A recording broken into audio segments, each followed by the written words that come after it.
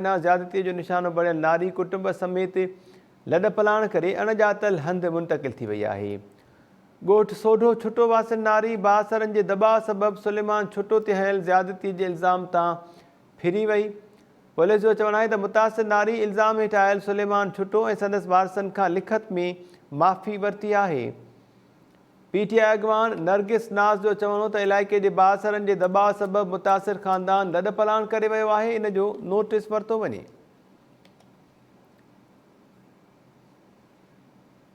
उॾेरोलाल वेझो मुबैना ज़्यादतीअ जो निशानो बणियल नारी कुटुंब समेत लॾपलाण करे अणॼातल हंध मुंतक़िल थी वई आहे। ॻोठ सोढो छुटो वासिन नारी बासरनि जे दॿाउ सबबि सुलेमान छुटो ते हयल ज़्यादतीअ जे इल्ज़ाम तां फिरी वई। मुतासिर नारी इल्ज़ाम हेठि आयल सुलेमान छुटो ऐं संदसि वारसनि खां लिखत में माफ़ी वरिती आहे। पीटीआई अॻवान नरगिस नाज़ जो चवणु आहे त इलाइक़े जे बासरनि जे दॿाउ सबबि मुतासिर ख़ानदान लॾपलाण करे वियो, इन जो नोटिस वरितो वञे।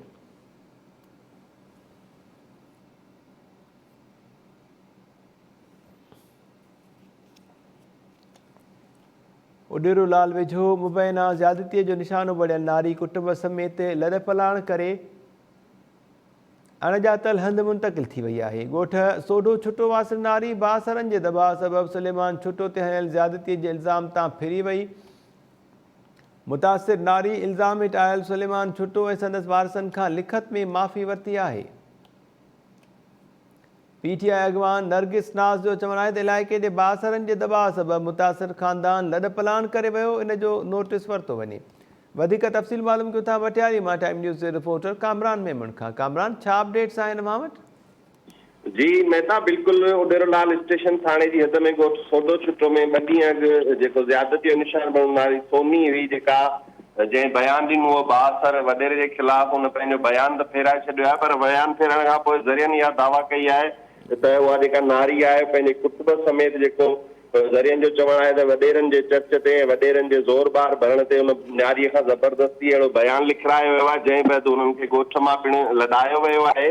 ऐं जंहिं बैदि जेके नारीअ जा वारस आहिनि, नारीअ वारा नारी सोनी कोलीअ संदसि ख़ानदान जेको आहे उहो ॻोठ ख़ाली करण ते बि मजबूर थी पियो आहे। ऐं मजबूरन हू पंहिंजो जेको 40 सालनि खां हुन ॻोठ में वेठल हुआ, उहो ॻोठ ख़ाली करे विया आहिनि। जॾहिं त पुलिस पिणु वॾेरनि जी वंगारी बणियल आहे। पुलिस हिकु बयान लिखी ऐं सोनीअ खां सयूं वठी उहो ज़ाहिर करे छॾियो आहे त सोनी हिन क़िस्म जे बयान तां फिरी वई आहे। ऐं तव्हांखे ॿुधायो त सोनी जेका आहे हुन इहो इल्ज़ाम हयो त बासर वॾेरे ज़्यादती जो निशानो बणायो ऐं ज़ुल्म कंदो रहियो। हुन खां पोइ हुन ख़िलाफ़ केस दाख़िल करण लाइ थाणे ते पहुती, पर अचानक आई ड्रामाई अंदाज़ में इहो सॼो मामिलो तब्दील थींदे नज़र अचे पियो।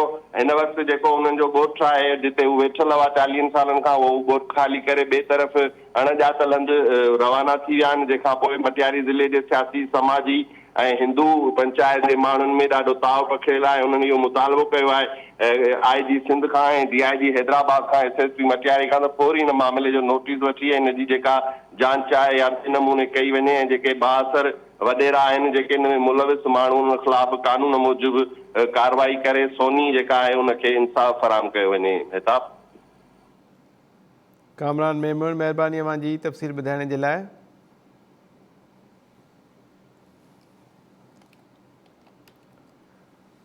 बख्शापुर जे गबलो में कचे वारे इलाइक़े में 2 ॾींहं अॻु वॻे पुट हथां मुबैना क़तल थियल